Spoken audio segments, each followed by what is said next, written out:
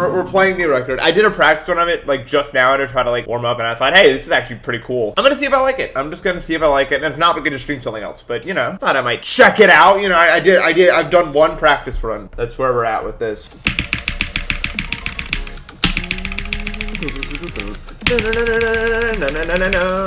I mean, this part's fun. This part's really fun. I like it a lot. Well, I don't like the click sync levels that aren't. The levels that say they're click sync, but they're actually the worst thing you've ever seen. Like that sort of situation. All right, this part's so cool, actually. Even if it like doesn't work 100%. Like the fact that it works at all is cool. Oh yeah, the reason it's a good thing Amort is my top gifter. Let me explain why, okay? He dropped out of college to do YouTube. And the money he was getting to supply me with those subs, the source of income no longer exists. So I basically just robbed Amort of like $5 million. You can't charge back Twitch subs. That's not how this works. It's not like a donation sort of situation. So we're gonna keep him up there. Who made this part? This is like Synapse's part in Freedom White if it wasn't ass. Hell Pegasus. Oh my god, Hell Pegasus made a part that I don't hate. Let's go. Well, Hell Pegasus never actually makes the gameplay. A lot of people act like decorators have no influence over the game whatsoever. There is a balance. Some people act like decorators made the gameplay, which isn't true. And then some people act like they don't have any effect over, which they also do. Hell Pegasus must just be like, I'll take whatever part's not taken by the end, and everyone takes everything that's like moderately good. Dude, anxiety's the worst. Whenever someone gets canceled, I'm always like, well, I guess it's gonna be me next, despite me doing nothing that would ever get me canceled. That always flows through my mind. But like, that's so dumb. What the hell am I doing that would cause that? I'm sure I can find something to do, honestly. I'm sure I can find something that would get me canceled. I'm gonna wake up one day, it's gonna be gone. And I'm gonna be so sad. There have to be whiter people than me. There has to be, because I'm able to order normally in an Indian restaurant. Therefore, making myself not the whitest person to ever live. Oh my god.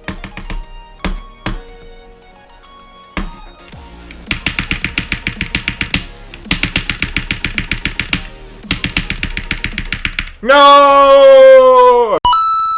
Just so we're all clear, I know it's to keep in the circles to verify it, and I need you to know that I don't care. Okay? Cool. Thanks for watching. All right, everyone. I'm gonna sit you down by the campfire, everyone. Where I'm gonna tell you about this dream I had.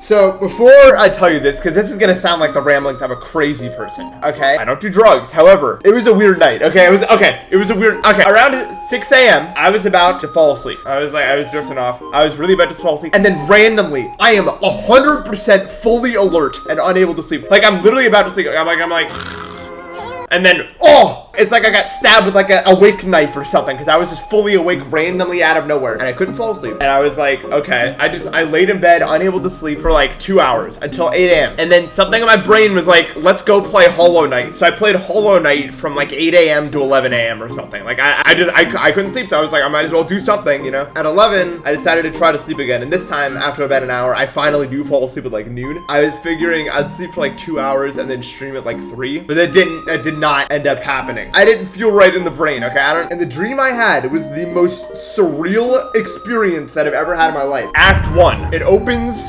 on an airplane flying back from somewhere to like here to Rochester, right? We land. I'm like resting on the plane, right? Because that's just what happens when it, you know, it's a plane. What else are you gonna do? I hear like shooting in the front, so I look up and there's someone just like firing bullets everywhere. Like this mass murderer is shooting everywhere. So I'm like, oh my god, I gotta get out of here. You know what I mean? So they opened the slide on the side of the planes that they use to get people out. That's what I use. And as I was leaving, she looked at me and said like, you're not gonna get away with this or something, like directly to me. And I was like, okay. So I'm panicking, right? You know, I call my mom. I'm like, I'm not dead. You know what I mean? She was like, get to the house as soon as possible, right? I get in my car and I'm driving frantically back to my apartment, right, to gather my stuff to go over to my house, and then sleeping gas fills the car, and I'm like, oh my god, and then I pass out.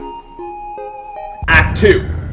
I wake up in my bed in my apartment, which is already weird, right? Like, I'm like, what? Why am I there? I look around, I see that my phone is still here, and my keys are still there, like my car keys, but not my wallet, which is very concerning, right? Because I need that. So I'm like, I don't have time to think about the circumstances, right? I was just like, we gotta go, right? So I run outside, try to get to my car, and I press like the button on my car to unlock it, but it doesn't come out of my car. What responds to my keys now is a piss yellow Volkswagen Beetle. That is what my keys now responded to. I go to the piss yellow Volkswagen Volkswagen Beetle, which is like the ugliest car I've ever seen. It's got a completely empty tank. There's nothing in it, and it's just a completely useless car, which I'm assuming, you know, she did to like troll me. I was pissed. I tried to call in support, like to get like a tank refill or something. So I tried to call, but every time I called, it said this call was disconnected due to authority reasons or something. And I was like, what? I couldn't call them for whatever reason. And I'm like, okay. And then now this is weird. You may not believe me, but I'm not making this up. I hear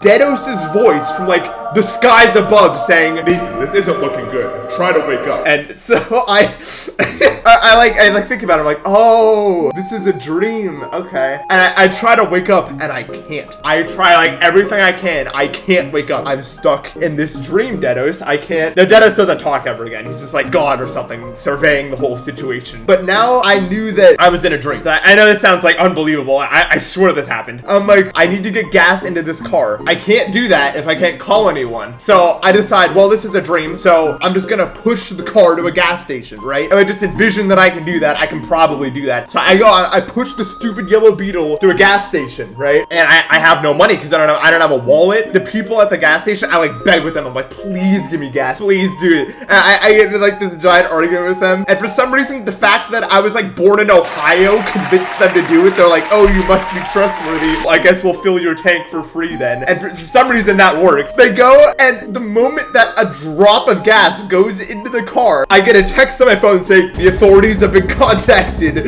You have 5 minutes or something. And I was like, what? Okay, I have 5 minutes until the cops are here, I guess. So I was like, okay, I probably have enough time to fill up the car and go, right? The tank is filled and I start driving. I go, all right. Act 3, I'm on the run. I'm like driving away from all these like cop cars. I'm like, you know, they're trying to get me like as fast as they possibly can. But the problem is that the car was sabotaged and I didn't know it yet. But as I was driving, I saw the speedometer slowly go down and down until I was going like 20 miles per hour, like a goddamn go-kart. And all these like cop cars were like closing on me. There was like helicopters flying in for whatever reason. I don't know why they were working for the mass murderer or whatever, but I guess they were doing that. So the cop cars, they were like closing, and I was like, oh my god. I was like, I guess this is it. I'm screwed. There's like no way out of this situation. But then I remember, this is a dream, right? So these cop cars don't exist.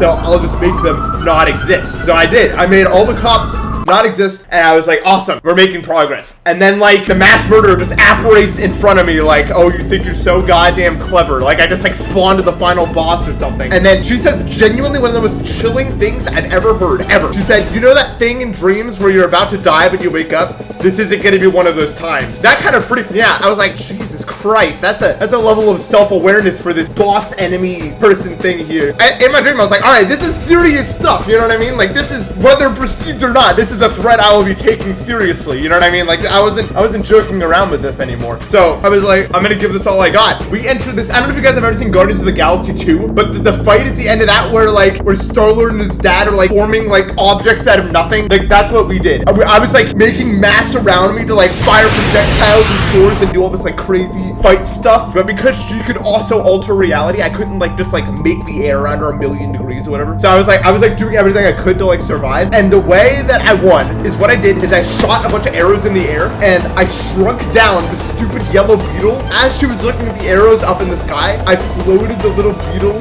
over to her and then expanded it, blowing her up. That is how I got. I used the stupid yellow beetle that she gave me, actually owned. And then as soon as I did that, like a white glow was like emanating from me, and I started like floating upwards as like my like vision became white. And then that's when reality struck, and I woke up. You know, in reality, it's pitch black outside. I look at my phone. It's like 5 p.m. now because I was stuck in my stupid head for the whole night. I slept through all alarms because I was busy fighting whatever that was, and that's why I didn't stream yesterday, because I was doing whatever you want to call that. I'm glad you guys like my story. Yeah, I don't know what. Probably the plot of something. My brain just can't make all that happen off nothing. Probably.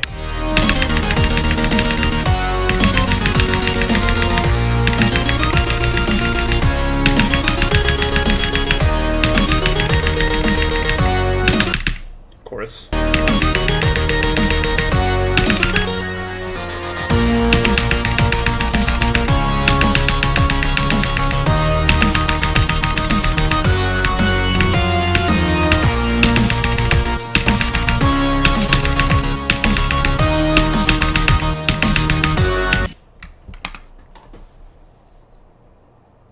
I've got to be just like the dumbest person to ever exist. My opinion's on Verdant Landscape. It's like the second coolest level to come out in 2021, only preceded by Null, but it's maybe the coolest level to come out ever. I couldn't beat Null. It was hurting my eyes too much. Like, it was actually causing me physical pain to play the level. What's the worst level? I guess now I can say probably Sekoopin Circles. I couldn't imagine having less fun than playing Sekoopin. It's literally like everything wrong with playing the game. You have to sit through like a boring 30-second auto-scroller where nothing interesting happens, and then you're immediately thrust into the hardest possible thing you've ever seen in your life. But no, not one of those assholes that thinks it's gonna ruin the list, and that's because it's already been ruined. The demon list isn't like, it doesn't need to be good. It's just a showcase of the hardest levels. There's still very many a good level. As long as you don't validate everything you do under the demon list position of the levels you're beating, you can have fun with the game.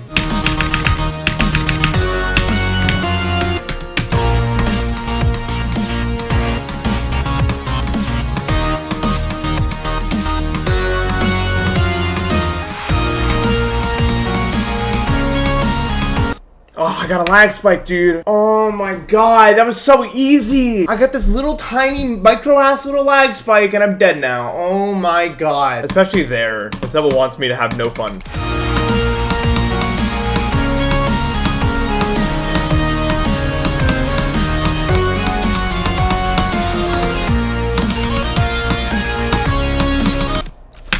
No. Damn it. Cause of death, Sonic Wave.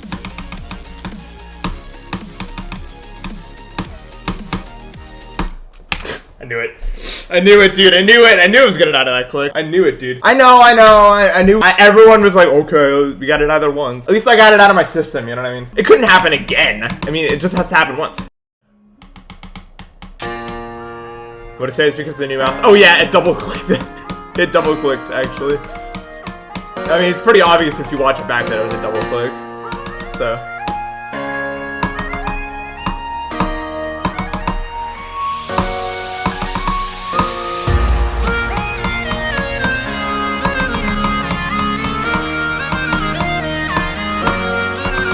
What do you think? That's a hard click. Off my ass. Off my ass.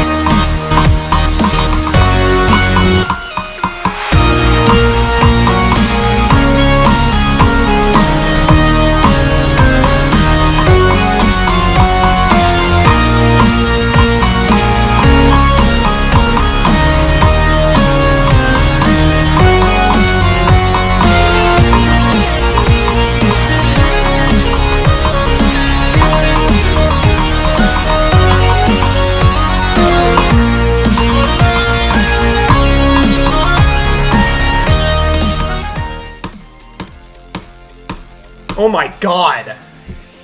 Okay. Interesting consistency. Don't look at that. Don't look at that. Don't look at that. This is Extreme Demon. Yeah, I am landing on this being an extreme. Okay, opinion time. Started out, I thought it was very good. Like, honestly, one of the best extremes of all time, I thought. And then it kind of did the freedom weight thing, I'm not gonna lie, where, like, you had to do this super ultra specific thing where you have to do this one thing in order to not die, which is annoying. I didn't like that aspect, but as I got, like, more consistent, it became, like, less of a problem. I think it still works pretty well. I'd give it, like, a 6.5 out of 10. When it works, but when it doesn't, it's infuriating, right? And you can just get stuck at the pre-drop forever, and that's pretty annoying. But like when it works though, it works. You know what I mean? It's really satisfying to pull off. Difficulty's a little bit unbalanced. The dual ship at like 50 is just kind of weird. It's all just a bit 6.5 out of 10 is still higher than most extremes. I'm not gonna be playing GD for a little while. I don't know what I'm gonna do. I'll do something. Alright, I'm gonna go eat some food. Hope you guys have a great day. Bye bye.